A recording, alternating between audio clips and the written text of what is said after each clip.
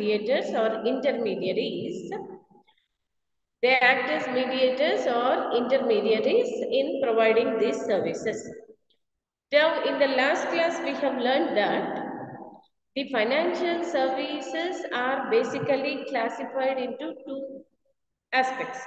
One is fund-based financial services, and the second one is fee-based financial services.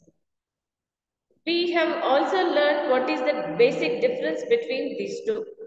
If you observe the fund-based financial services, they are the services wherein the fund or the investment or the amount of loan will directly get credited into the account or will be transferred into the account of the concerned borrower.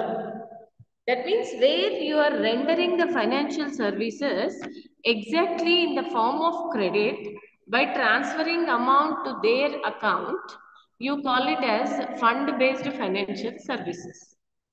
Whereas the second category is, are you all able to hear me? Yes, ma'am, but your voice is coming a resound, not regular coming sound. It is sounding, it is resounding. Sounding coming. Okay, let me change the place. Just a second. Okay.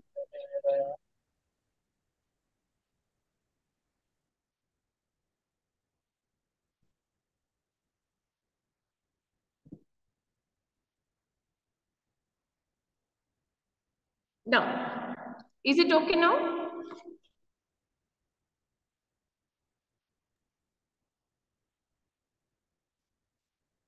Yes, Bharti, can you hear me now? Okay. Resound only.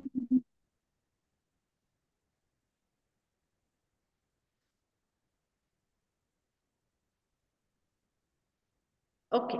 Now, the second category is fee-based financial services. Now, these fee-based financial services means where the financial services are being rendered or delivered by acting as intermediary, but not as but not as an lending of loan in the form of cash.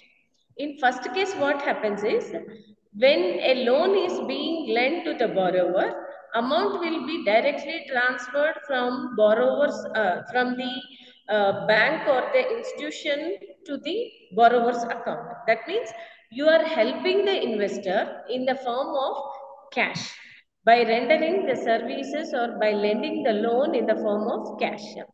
Whereas in second case, what happens under the fee-based financial services, the services are being rendered to the borrower in the form of advice or in the form of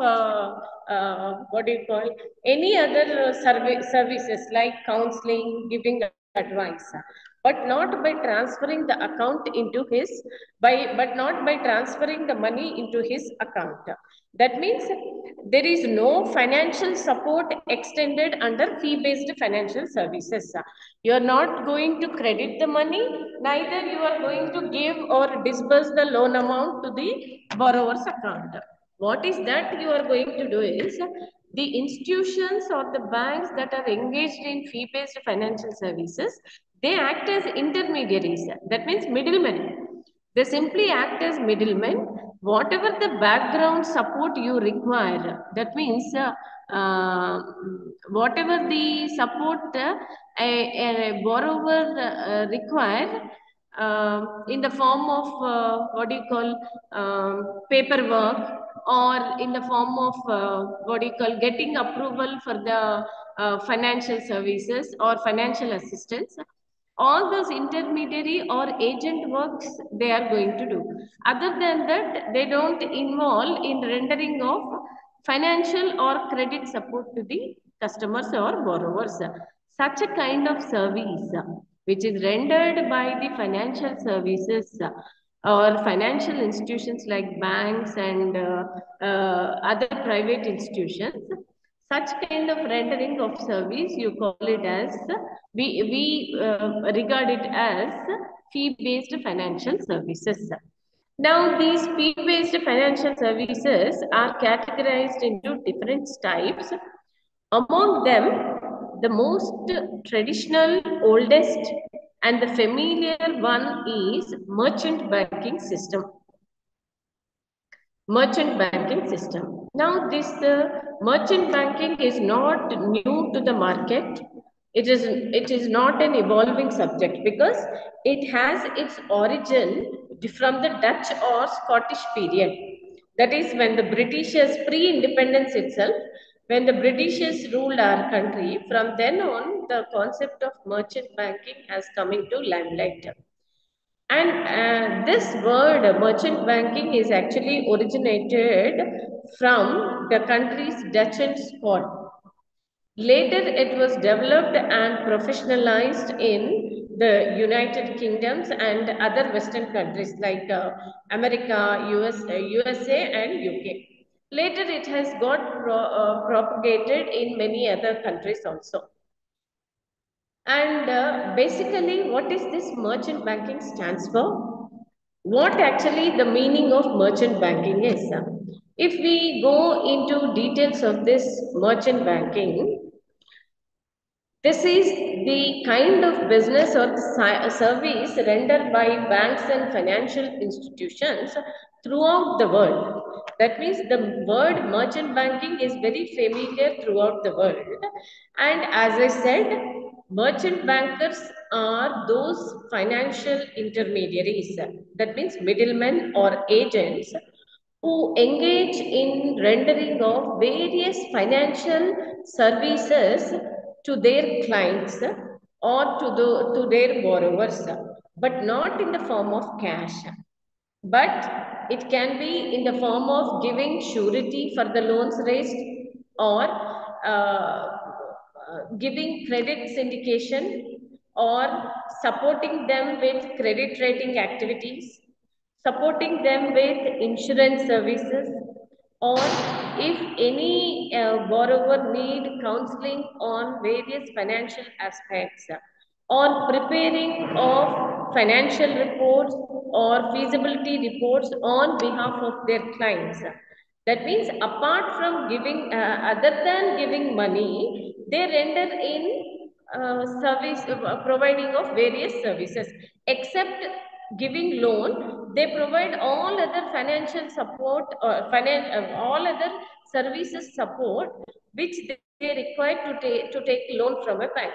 That means they will not engage directly in giving a loan, but they will support all the documentary supports, whatever the paperwork required, background work needed to raise a loan, all such kind of services or support is being rendered by this merchant bankers.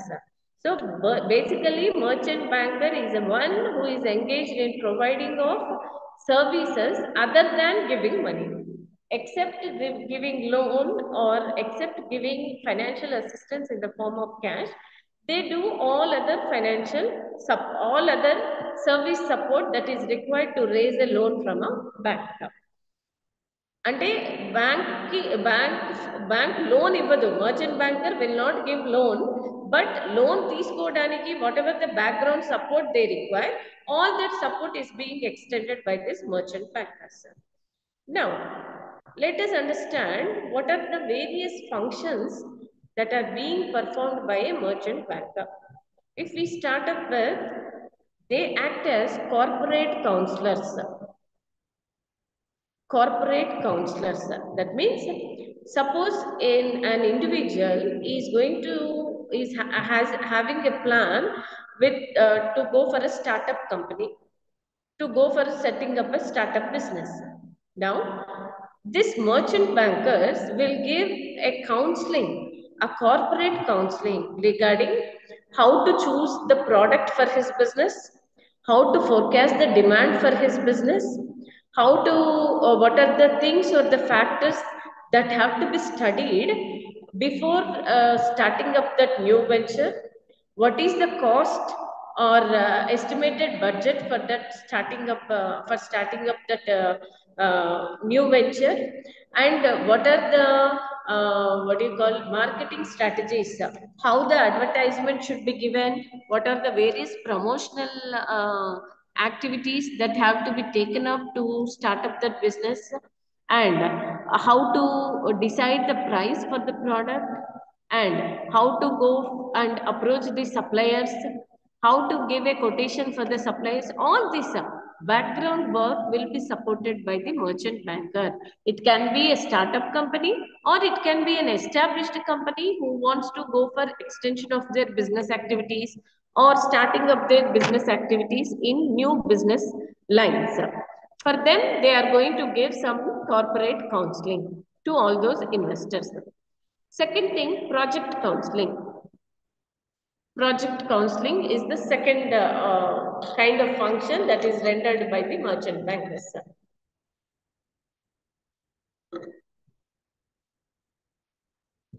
Now, under this, the merchant bankers acts as advisory agents. Advisory agents. That means in step one, what they did, they simply counseled us. ఇట్లా చేస్తే బాగుంటుంది ప్రాజెక్ట్కి వెళ్ళాలి అంటే if you are going with a new business this this this is the estimated budget you need to have and this is the way you have to proceed. But after taking their advice, sometimes it may not be possible for us to implement the things practically or successfully. That means వాళ్ళ advice ఇచ్చారు బాగానే ఉంది, they have given the advice how to ఎక్కడ నుండి resources తెచ్చుకోవాలి, ఎలా decisions తీసుకోవాలి, అంతా బాగానే ఉంది. But the problem is at the time of implementation. So at the time of implementing their advice or starting up a new venture, you may encounter certain issues. Now, if you have come across any such issues, or if you are coming across any kind of hurdles or hindrances while setting up your new projects, then the merchant banker will help you out for successful implementation of those projects. Of or those suppose you need some permissions, legal permissions. Instead of you going and visiting government officials or somebody personally to take or get the permissions or approvals, merchant banker will help you out or will do all that background work on behalf of you. This is how the project counseling service of merchant bankers are. Then the third category is pre-investment studies. Pre-investment studies. Now, this pre-investment study, as suppose Bharti is going to take up a new startup business, but she does not have any background idea about that business. And suppose it is very new business category that is coming into the market. It is first time we are launching a new idea of our business into the market. So you do not have any history or background of it. Then what the merchant banker will do is he will make a study, an evaluated study. Evaluation study means feasibility study. You call it as a feasibility study. What is this feasibility study means? Suppose, I mean, various what do you call alternatives. Suppose if you invest, what will be the procedure? What is the success rate for your business? Suppose if you do not invest, if you go for some other choice, what is the success rate of that? Suppose you want to go with two options, two business ideas. Then the feasibility study will be made by merchant bankers. Which business is going to give you more profits? In which business is more having growth and what do you call development in the market? Which is more feasible and suitable for your mentality, your ideas, and your thoughts. So they will make a feasibility study on both of your options, and they'll give you a report stating which investment is more feasible for you or more economical, more beneficial for you, which one to be selected, which one to be dropped out. This kind of study will be made by merchant bankers on behalf of you. And without your involvement, they will do all this background work. They will study everything about the pros and cons of your new business ideas. They will suggest you which one is more beneficial and profitable for you.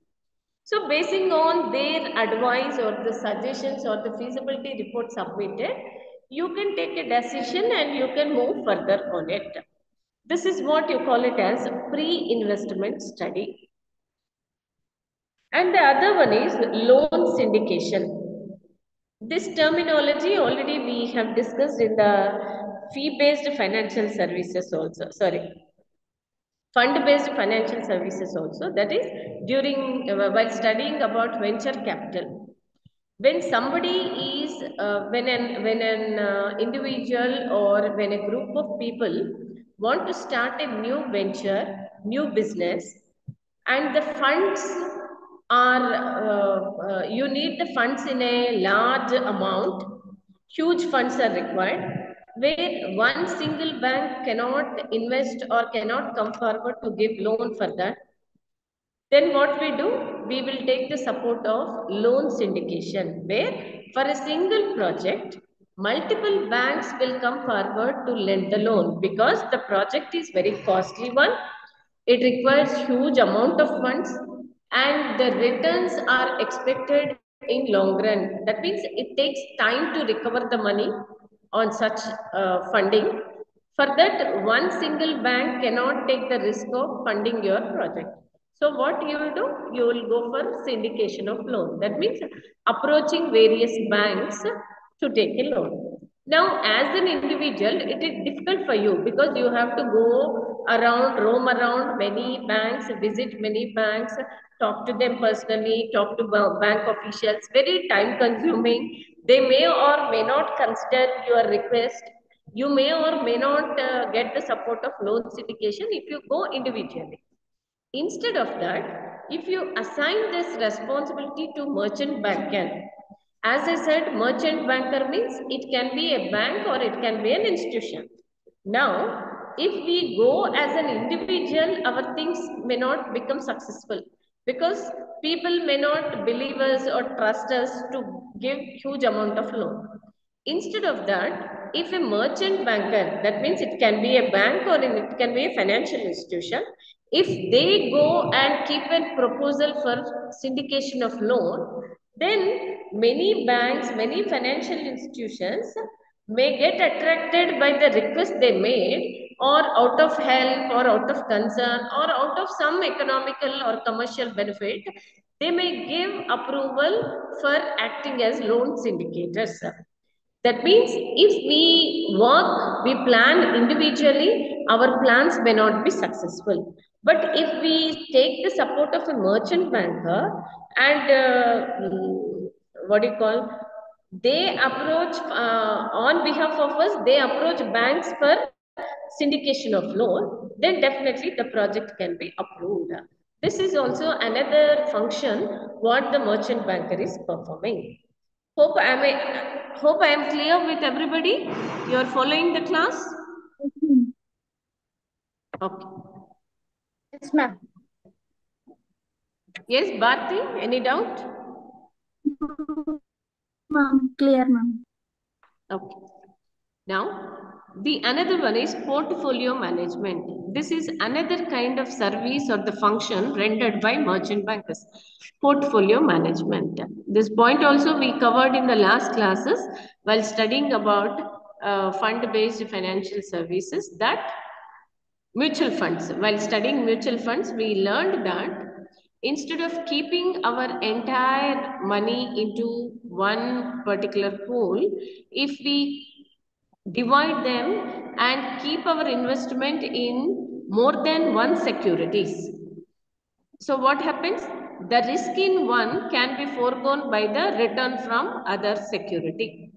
This is what you call it as portfolio management. So merchant bankers will suggest us as an individual, we may not have the idea about how to calculate the risk and return individually.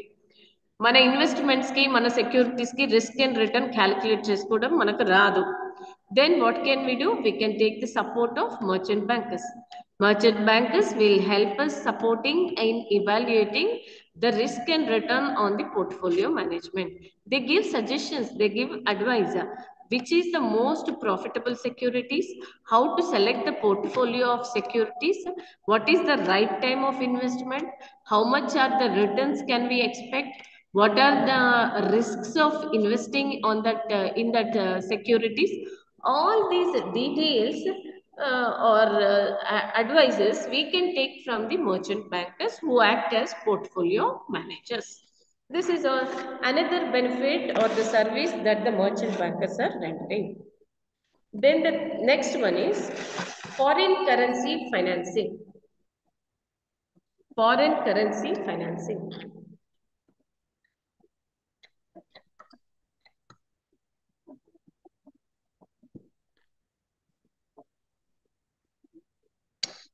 Take for example, Mahinder is willing to go for an import and export business, some foreign trade business. Now he requires, he need to pay while importing or exporting the goods, while exporting the goods from, sorry, while importing the goods from another country, he needs to pay in the form of their country's currency. Suppose he is making a contract, an import contract with USA. As we know, US currency is US dollars. So whenever we are buying the things from them, our Indian currency will not have value in their country. So we need to make the payment in their own country's currency. That means in US dollars. Now Mahinder is willing to go for an import business from USA. That means he wants to buy some products from USA. For that, he need to make the payment in dollars. Now, as an individual, converting large sum of Indian rupees into US dollars might be difficult for us. We may face some legal issues while conversion and all, and we may also get huge losses in the conversion rates. So, in order to avoid this, if we approach a mutual fund investor or sorry, a merchant bank advisor, he will assist us in carrying on this what do you call conversion of currency, because merchant bankers are being connected with many banks, many financial institutions who deal in services of converting the foreign currency. So with the help or with their support, it will be easier for Mahinder to convert the currency into US dollars. As an individual, Mahinder may not do it perfectly. Risk of conversion very high, and he may lose lot of currency in conversion. So to avoid this, what we'll do, we can take the support of merchant bankers who will help us in converting our currency into their currency. This is another kind of another kind of services what the merchant bankers are rendering to us. Then finally, the merchant bankers support us with working capital finance. What is working capital? Working capital means this is the capital or the amount that is needed for day-to-day operations of our business. To run our day-to-day business, we need to bear certain expenses, salaries, wages for labor, stationary expenses, rent of the building, or it can be what do you call transportation cost, any regular expenses, everyday expenses of the business, you call it as working capital.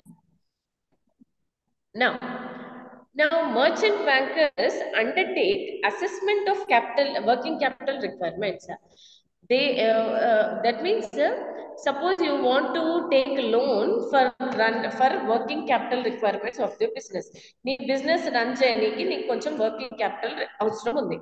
What you will do? You will approach the merchant banker. Merchant banker will help you out, will make the necessary arrangements in preparation of applications, and whatever the background paperwork is required to raise the loan for working capital requirements of this business. So they will help you out in completing all the paperwork documentation that is required to raise working capital fund finance from various banks and financial institutions. This way, if you observe, apart from giving us money, other than that, what are all the background support we require for raising the money from banks and financial institutions? All those services have been successfully rendered by these merchant bankers. So basically, these merchant bankers deal in providing of various, what do you call, they are the multitaskers. They perform multiple functions and multiple activities in rendering services to the needy borrowers. Now let us learn how this concept of merchant banking has come in India. Hope you are going through the screen and taking down the running notes. Please, Yes, ma'am. please make a habit of taking down important points. You can find some of the data from the screen also. Okay. Now, let us study how this merchant banking has come to our country. Now, as we know that after post-independence, after 1947, in the year of 1948, there was an industrial revolution took place in our country. Industrial revolution. What is this industrial revolution? Once the Britishers left the country, Indians got enlightened that we have plenty of resources to go up and start various kinds of business activities. So they started utilizing the resources of our country and started setting up of many new business units and many new industries in our country. By this, what happens? Severe competition has taken place. Severe competition has started in the country, and many of them they have an idea, very good business ideas, but due to lack of financial support or due to lack of knowledge about the what do you call the services rendered by banks and financial institutions, lack of knowledge, they were unable to move forward to set up their business firms. So, in order to support these kind of citizens or these kind of individuals, Grindlays Bank, a foreign country bank, has been opened in the year of 1967. They have simply opened a branch in our country, as a division in our country in the name of Grindlays Bank, foreign bank. You can take the spelling from the presentation here, Grindlays Bank.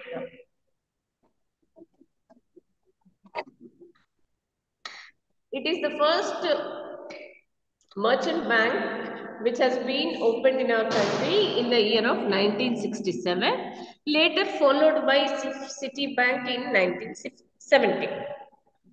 And after realizing that these merchant bank services are really helpful and supportive for the establishment and growth of our business units, then the public sector banks, that is SBI, State Bank of India, has taken up the role of merchant banking. Earlier, State Bank of India is a commercial bank.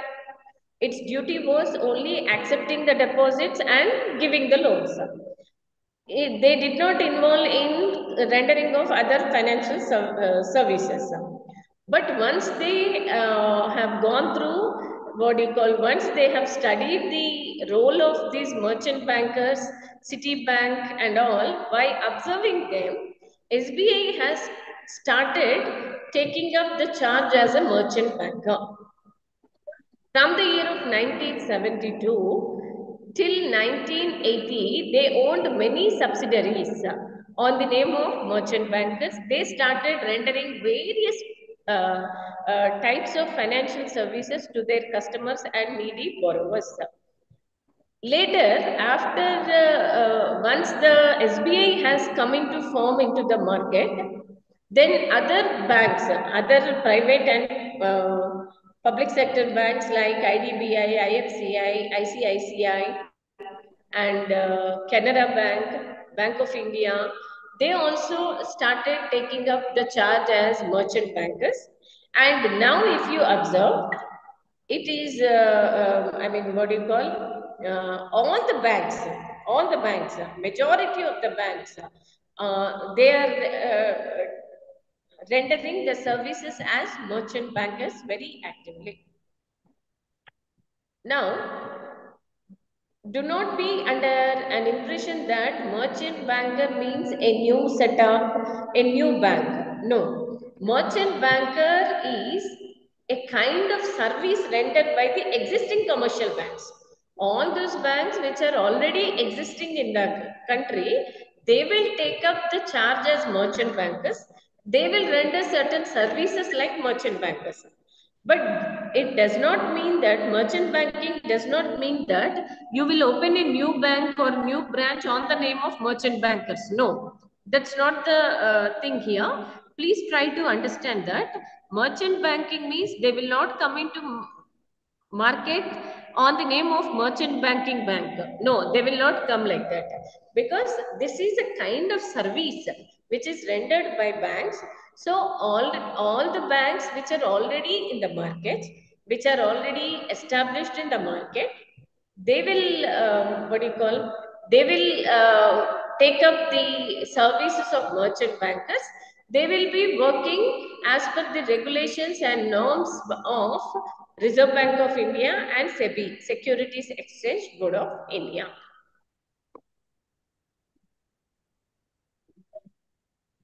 Now, though the concept of merchant bankers, though the merchant bankers are performing multiple functions, rendering multiple services to various borrowers, there are certain weaknesses that have been observed in these merchant banking services. Let us study what those weaknesses are. Now, we cannot exactly tell that they are the weaknesses or the hindrances. There are certain obstacles which are not allowing these merchant banks to grow. The first thing is, as we have studied, merchant bankers are under the direct control of Reserve Bank of India and they are working as per the regulations of SEBI, Securities Exchange Board of India. Now, every time SEBI keep on changing its regulations. By this, what happens? They stipulate, I mean, they insist all these banks who want to render merchant banking services, they should have a minimum net worth of 1 crore rupees for getting authorization as merchant banks.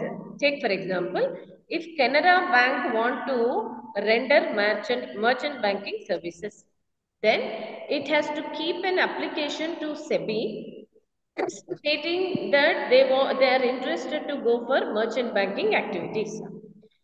Then, in order to apply for those merchant banking services, the Canara Bank has to fulfill certain criteria, fulfill certain conditions.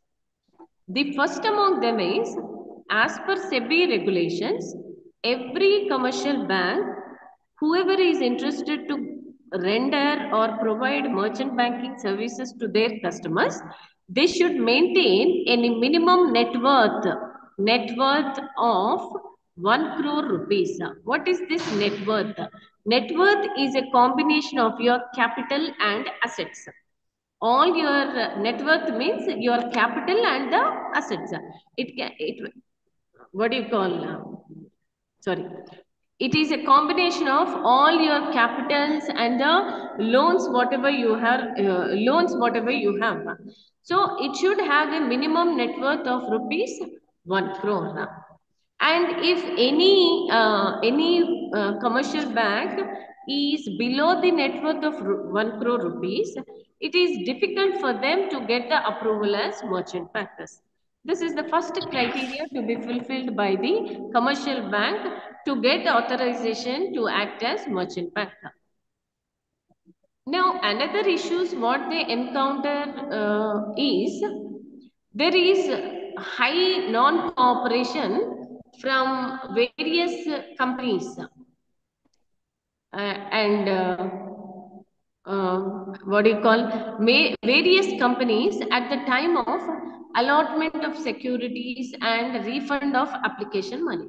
By this what happens, merchant bankers, as I said, they are acting as middlemen or intermediaries in portfolio management to render portfolio services to their clients. Now they will collect the money on behalf of client and they will keep this money in various securities. That means, as I said, they are acting as middlemen or agents for this. Now, with this, what happened? Many of their clients, they by believing or trusting merchant banks, they will give the money or hand over their savings to merchant bankers. These merchant bankers will invest their money in companies. Now, after investing, what happens? Sometimes they will invest the money, but suppose if one of the client is not allotted the shares, they have taken the application money, but they did not allot the shares for one of the clients of this merchant banker. Then merchant banker will stand answerable, accountable to those people because it is he who has collected the money. Now, if that company is not allotting the shares to the client, they have to pay back the application money. But the application money will not be repaid back easily and it takes lot of time for refunding their application money. Now, because this merchant banker was involved in between the client and the company, he will be into trouble every time because he'll be getting the pressure from the client that where is my what do you call shares have not been allotted to me and my application money was not refunded. At the same time, the company may not respond properly to the merchant bankers. So this way they will be into trouble acting as mediators. Another thing is, now, as I said, many commercial banks are rendering the services of merchant bankers. There is very unhealthy competition is being observed in large number of merchant banks. Because of this unhealthy competition, the banks are unable to get any profit margins by rendering these merchant banking services. This is another drawback or the issue what the merchant bankers are facing. Now, the other weakness is, as we said, as we studied that the merchant bankers are working as per the regulations of RBI and as well as SEBI. Sometimes the regulations made by RBI and SEBI may not match. But since it is controlled by both the organizations, it has to follow the footsteps of both of them. But there might be certain situations that whatever the regulatory frameworks they are framing may not be what do you call may not be comfortable to these merchant bankers.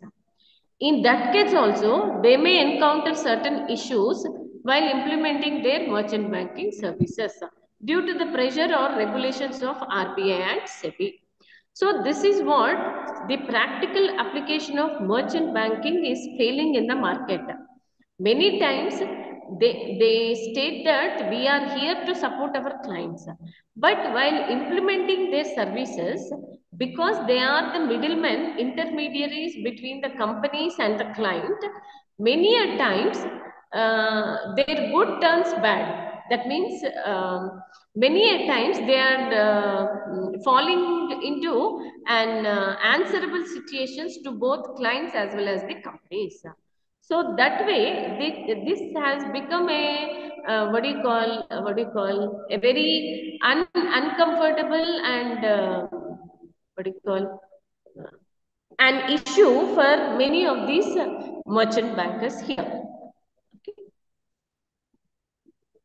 చెప్పండి sir, వచ్చాను sir, ఏం సంగతి? నేను ఒక వర్క్షాప్లో ఉన్నా, ఒక half an అవర్లో వస్తా. ఓకేనా? కాలేజ్లో ఉన్నాను. ఎందుకు? నేను కరెక్ట్గా రాసిచ్చాను కదా, 6015. నేను వస్తాను, నేను వచ్చి చూస్తాను. Now, coming to the classification of merchant bankers. What are the various types of merchant bankers that are available? Now, there are, while applying for authorization as a merchant banker, they will have an application form which specifies what kind of merchant banking services the bank wants to render. So while giving an application itself, the commercial bank should have a clarity on what are the width of services that they are willing to render. That means there are various categories of merchant banking services.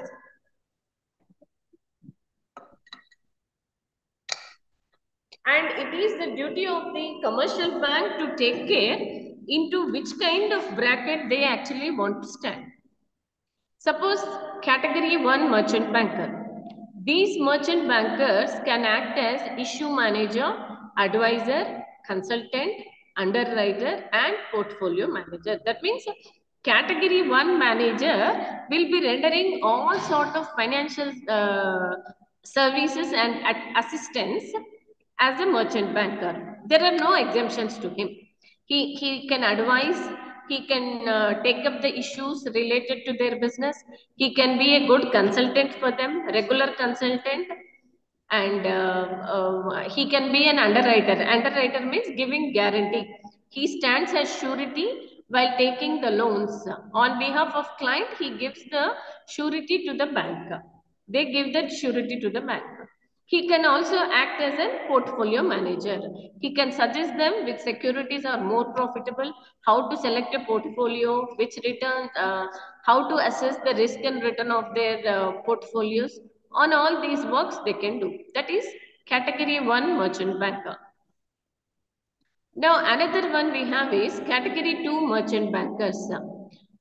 These category 2 merchant bankers do not involve in issuing of securities.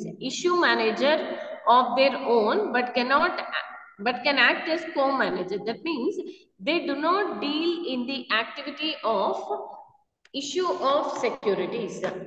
They cannot directly involve in taking up the role as issue manager, but they can simply restrict their actions or activities to the level of giving advice. Simply giving the advice and giving the sureties. Other than that, they will not what do you call? They will not involve in rendering of services as a issue manager.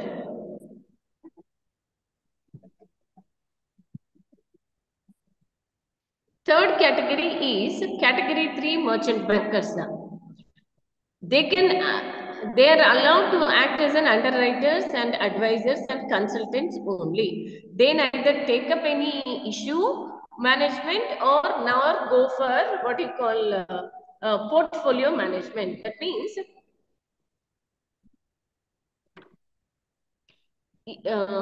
what do you call, they do not, issue manager means he generally involves in giving advices.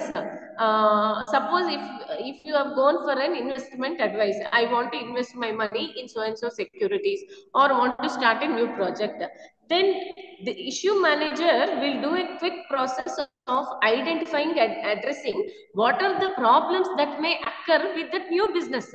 If that new business you want to start, you are taking his advice for that, he will quickly analyze and tell, make a what you call background study, and immediately within short span of time, he will give you a report.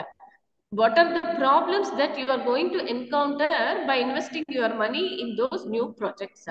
That is what the role of issue manager. Now, category 3 merchant bankers are not involved in issue management or portfolio management.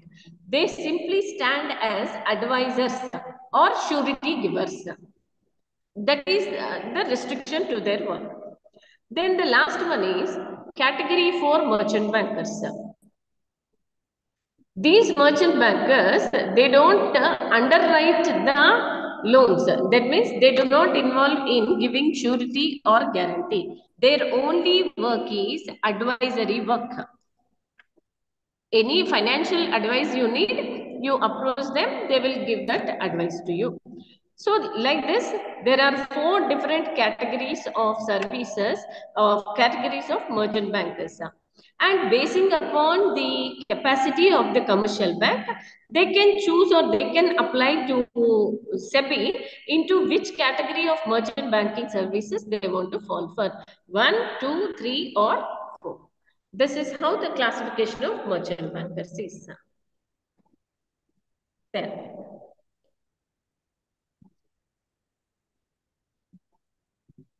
SEBI regulations on merchant banking. As we have studied, SEBI has insisted that whichever the commercial bank or any financial institution willing to act as merchant banker, they should maintain a minimum net worth of rupees 1 crore. This is mandatory. Another thing is, every merchant banker shall pay a sum of 5 lakhs rupees as registration fee at the time of grant of certificate. There will be any bank or any financial institution, if they want to authorize or get registered to act as merchant banker, they need to pay a registration fee of rupees 5 lakhs and on which they will be issued a certificate to act as merchant banker. And this fee, what do you call,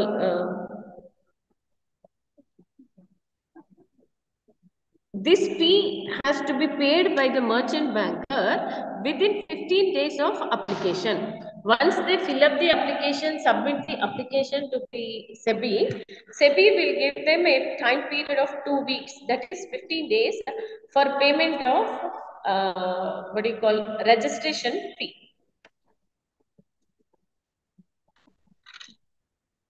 Now, once he gets the registration, he has to get the renewal of that certificate registered for every 3 years. Now, at the time of renewal, this bank has to pay an amount of rupees 2.5 lakhs for every 3 years. For every 3 years, for getting it renewed, they need to pay a fee of rupees 2.5 lakhs to the SEBI. Now, let us move to how the government is supporting them, the merchant bankers, or encouraging the merchant bankers in performing their merchant banking activity.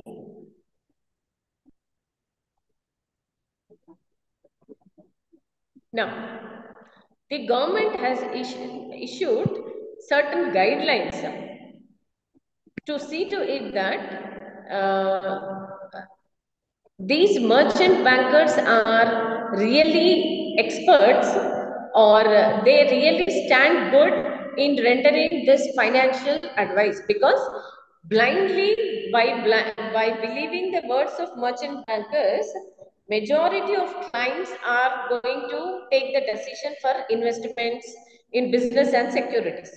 Suppose if the advice or the suggestion or the support rendered by merchant bank is flaw or is not expertise nature, or there is something wrong in the suggestions or the advice given by them, then the client is put to loss. They will be put to huge loss. So, in order to avoid that, always government insists merchant bankers to be very transparent in rendering their suggestions, in rendering their services. That means it insists that whichever the bank which wants to go for registration of merchant banking services, they should maintain a body of experts who are well versed with every look and corner of financial aspects. That means all these commercial banks, whoever is willing to go for merchant banking registration, it is mandatory for them. They have to maintain a group of people, a body of experts who have a very good knowledge of all the financial aspects. Then only they can proceed for application of merchant application to get registered as merchant banker. So once they check the expertise knowledge of those merchant bankers, then only the certificate of merchant banking will be issued for them. So this is another important care which is being taken by what do you call, by the government, to see to it that the services rendered by merchant banks are really reaching the investors in a right way. So this is about the operations of merchant bankers. Hope I am clear with the topic.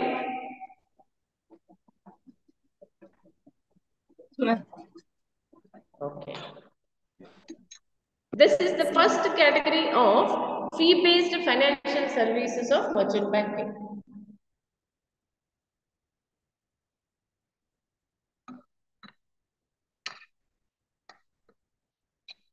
Now let us proceed to the next one. Another type of fee-based financial service. As we have studied, fee-based financial services are also called as non-fund-based financial services. Non-fund-based financial services. Now, the second type of fee-based financial service that is rendered by the financial institutions in our country is credit rating. Credit rating. Nowadays, this word is very much booming in the market. And nowadays, there is no individual who does not know about CIBIL score, credit rating, this kind of terms. Now let us learn or understand what this credit rating is. It is a quantified assessment of credit worthiness of an individual given by a bank or financial institution. Mostly it is a private financial institution which take up the services of credit rating in the country, wherein any bank, before it gives or the credit or lends the loan to its customer, they want to know the credit worthiness of the customer. And ఈ customer ki loan iste, will he be able to repay my loan? What is his financial status? Apart from my loan, does he have, what are the other types of loans he has? What is the historical payment of those loans? Was he clearly what do you call, paying the loans or dues on time to other banks or not? Does he have any pending dues? How is the history of his financial status? All this will be quantified అంటే ఒక number form లోనో లేదంటే ఒక grading form లోనో ఇస్తారు. That is what you call it as quantified assessment. అంటే they will assess, this private institution will assess our financial credibilities. They will give a grading or they will give a numbering to us. Basing that report will be submitted to the concerned bank which is involved in lending of loan to a client. Now, once the bank is satisfied with the grading or the numbering given by the credit rating institution, there it will decide whether to sanction the loan for, whether to disburse the loan for that so and so client or customer or not. That suppose take the example, Radha want to start up a boutique, a fashion designing boutique. She is in need of 15 lakhs rupees. She applied for a bank loan. Now, once Radha's application reached to the bank will give the responsibility of assessing her credit status to a financial institution. ఒక private organisation కి responsibility ఇస్తుంది. ఏమని? They will give the details of Radha to that private institution. That private institutions will give you a call to take the details of your PAN and Aadhaar. Our Aadhaar and PAN are linked, yes. Once they click on our Aadhaar and PAN numbers, they will get the entire score, they will get our entire financial status. Financial status in the sense, how many loans we have, are we paying the, is Radha paying the loans regularly? Does she have any dues or NPS? Regular ga pay chestunda leda? Emaina defaults? Does she make any default? Any check bounces are there? They will study entire financial history of Radha and they will prepare a report. That report will be sent to the bank where the Radha has applied for a bank loan. Now, once the report is ready, basing on her what do you call assessment, this private sector organization will prepare a report. Suppose if it is individual, because it is Radha, she is an individual, she is not an organization. For individuals, generally credit rating assessment is quantified in numericals, numbers. Generally, it is 10. 10 is the rating, highest rating which is given to the individual's credit assessment. Now, the minimum score we need to get is out of 10, Radha should score 7. 7 rating. If she is getting 7 rating, it is an indication that it indicates that she is successful. That means she is eligible to raise the loan. So that is what do you call a positive assessment, a positive sign that if she gets a minimum of 7 or minimum of 7 out of 10, then she will get eligible to raise the loan. This is what about the quantifying assessment. Suppose if it is an organization, government go, like any private body, private company or private organization, they need rating assessment. If they apply a loan, then the assessment report is quantified in grades. A grade, B grade, double A, triple A, like this. The grading system will be followed. Alphabetics. Alphabets are being used for giving the credit rating here. So this is what about the concept of credit rating. Now, once Radha gets a score of 7% out of 10, 7 rating she gets, she becomes eligible for the loan. Now, this report will be sent by that concerned private institute to that bank where the Radha has applied loan. Now, once the bank is satisfied with the report submitted by the credit rating agency, then they will move forward, they will move her file forward for sanctioning and for crediting her loan amount into her account. This kind of process or assessment, you call it as credit rating. Hope I am very clear with the meaning. Yes, ma'am. Now, this credit rating can be assigned to an individual or to an institution. If a company, private company or in a business firm, or if they are applying a loan, then it comes under entities approval. Suppose a corporation. Suppose if it is an individual human being, then they give the quantifying in the term of numbers. Now, Now, to take up this responsibility, we have Experian and TransUnion on a 3-digit numerical scale using a form of fair Isaac FICO under Dini FICO score. FICO credit scoring, you call it as. What is FICO care?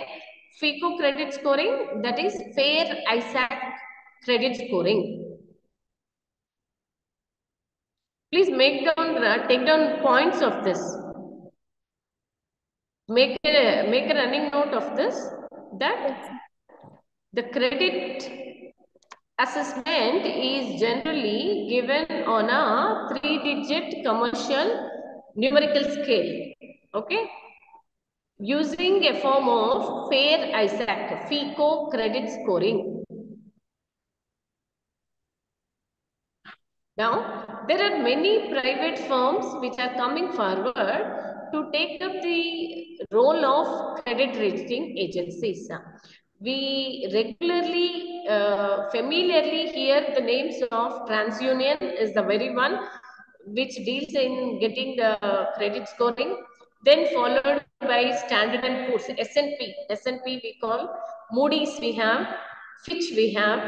Like this, many private institutes or organizations are coming forward to take up or act as credit rating agencies here.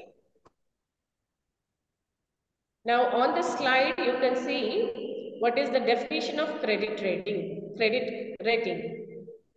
I'll just give a glance of it. Credit rating is an analysis of credit risk associated with a financial instrument or entity. It is a rating given to a particular entity based on the credentials and the extent to which the financial statements of the entity are sound in terms of borrowing and lending that has been done in the past. That means your previous history, your previous financial history will be taken as a base to approve your new loan. That kind of methodology, you call it as credit rating. Now, let us try to understand how this credit rating is going to work for institutes and individuals. As I said, for an individual, generally credit rating should be 10, the score of 10. Now, a higher credit rating that client is very what do you call, sincere in paying his dues regularly on time. He does not have any paybacks in the history. He or she does not have any check bounces in the financial history. That means, suppose we have taken the example of Radha. If the Radha score is good out of 10, if she is able to score 7, 8, 9 like that, it is an indication that Radha is very good in paying her loans properly. On time తన loans కట్టేస్తుంది, ఎక్కడ కూడా check bounce కానీ ఎక్కడ కూడా non payments కానీ లేవు. So that shows that even if we give a new loan to her, she will stand sincerely in repaying her loans. So that the higher credit score indicates that the possibility of paying back of that client is very, very good, very, very positive. This is what a positive indication about Radha. Am I clear? Yes, ma'am. Okay. Yes, ma'am. Now, as I said, here you can see, observe on the score, an individual's credit score is reported as a number, generally ranging from 300 to 850. Similarly, sovereign credit ratings applied to national governments. Okay. Now here, on a point of scale of 10, it should be 7. Okay.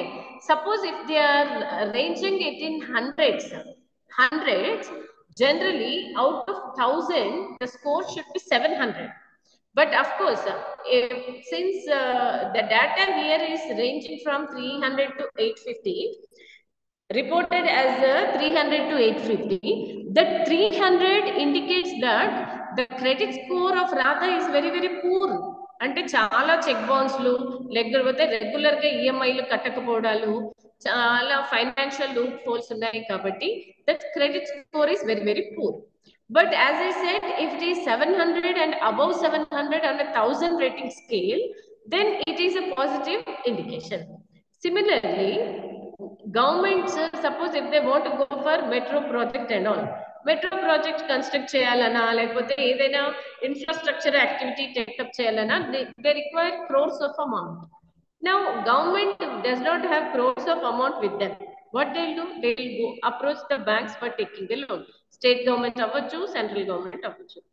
Now, at the time of taking a loan, they will apply for a what do you call? They'll apply for a loan. Now, whatever the credit rating that is being given to governments or government bodies, such credit rating you call it as sovereign credit rating. Governments ki gaani, government bodies gaani, ఎప్పుడైతే మనం credit rating ఇస్తామో that credit rating we call it as sovereign credit rating. So individual credit rating is being measured on a numerical score, which is FICO in calculation.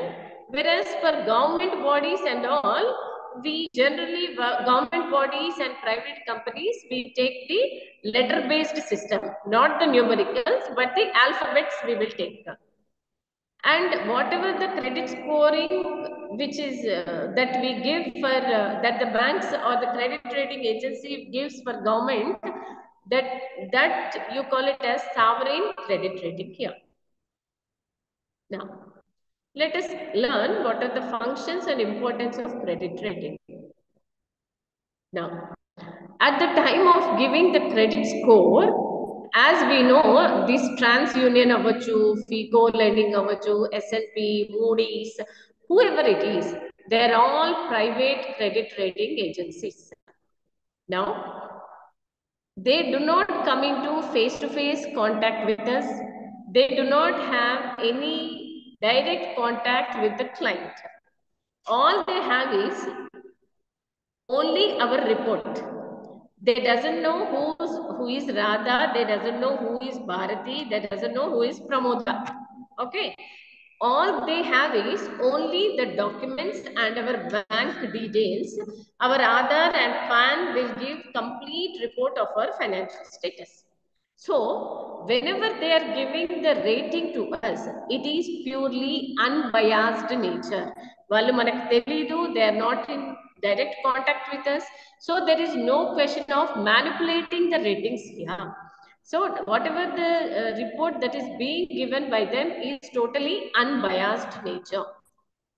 So, it indicates that there is no partiality while giving. There is no contact with them. They doesn't know who we are. That means whatever the report they generate is a good credit report only. The rating system is generally taken as a good credit rating system. And whatever the report they generate is very qualitative in nature, and banks can blindly depend upon the report generated by those credit rating agencies. And another important thing is, as I said, that credit rating agency will send a report to banks about our credit worthiness. Now, whenever they are sending the report is very, what do you call, user friendly. I mean, easy to understand language, and what do you call, what is that? They use simple numericals and alphabeticals, which is not at all a technical language for us. Andarki kuda, a common individual can understand the numericals and alphabetics. So no, you need not to have the knowledge of technical expertise. Okay, simply by looking at the grades and the numbers they have given to us, we can understand where do we fall. So the report is generally generated in a most convenient way, which is easily accessible by every individual and organization. And another important thing we need to understand is these credit rating agencies do not charge any fee from individuals directly. That means they will render this service to the individual at free of cost. But whenever they are rendering these services to the organizations, and the credit rating అనేది bank కి ఇస్తుంది credit report, so they will charge the amount from bank. Bank is very clever. What they do, they are all commercial business experts. So what the bank will do, bank will charge this amount indirectly in the form of processing fee from the customers. Yes or no? Whenever we are taking any loan, are we paying processing fee on it or not? So Yes, ma'am. that means they're indirectly taking the fee from us. Directly, they don't charge. And suppose if you are an individual, instead of going for a loan, simply you want to check your credit rating. I just want to know what I can do. I can go open a credit rating agency's app.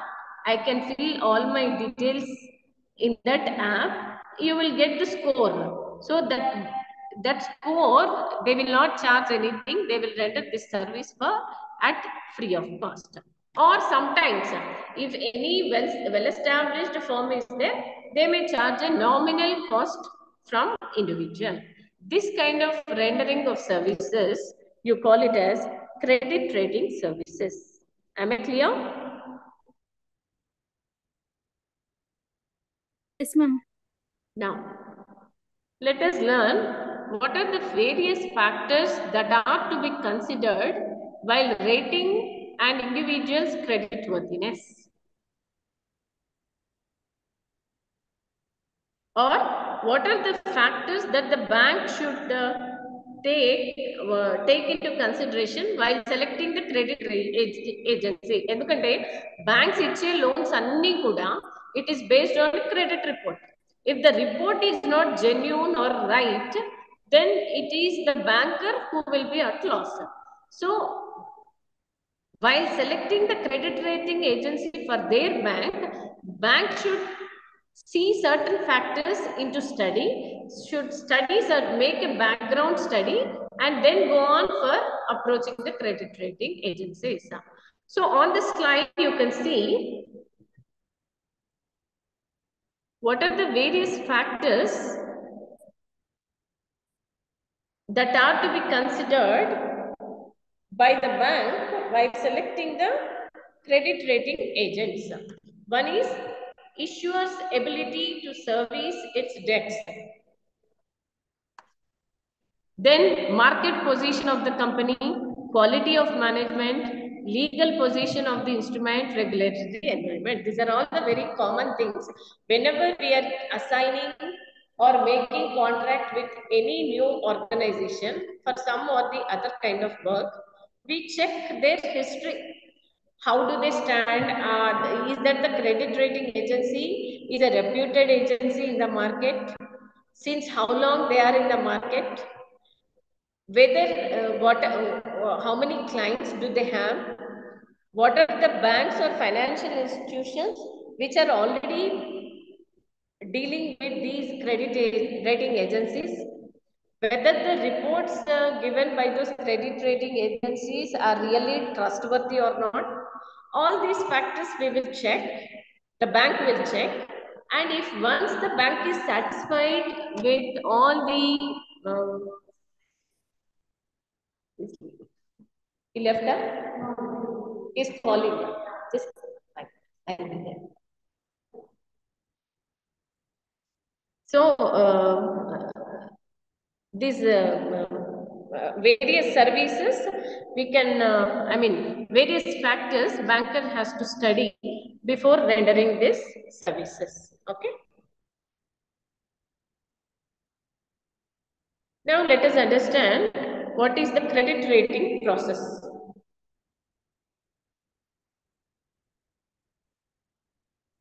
credit rating process. As I said, it will make an agreement with the credit rating agency. That means it can be a company, it can be a bank. They will make an agreement with the credit rating agency. After making an agreement, the credit rating agency will assign this work to a team of experts. They will be busy in getting the background information, history, data. They'll be collecting the entire data that is required for assessment.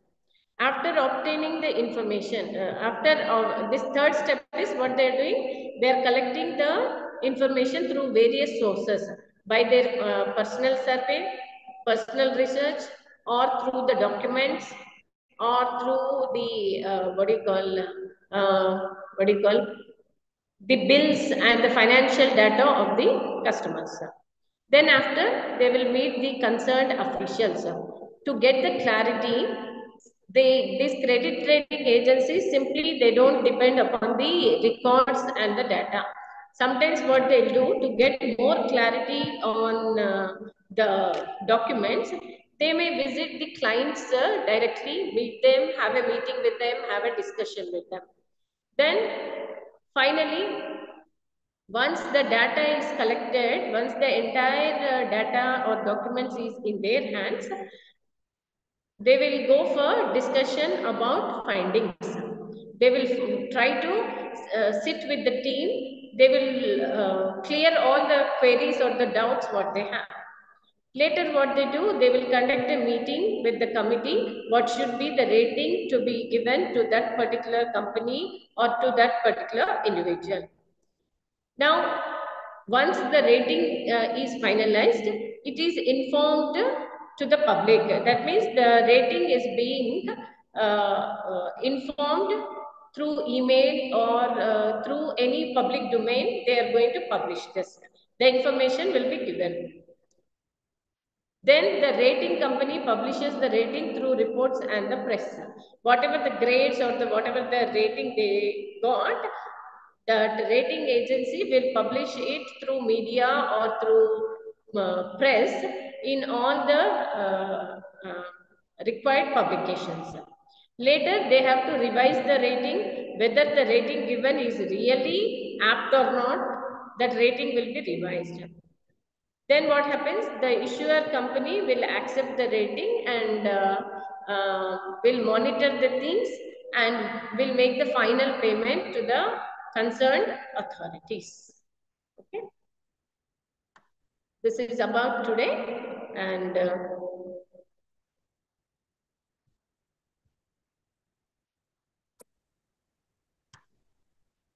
hope I am clear with all the concepts.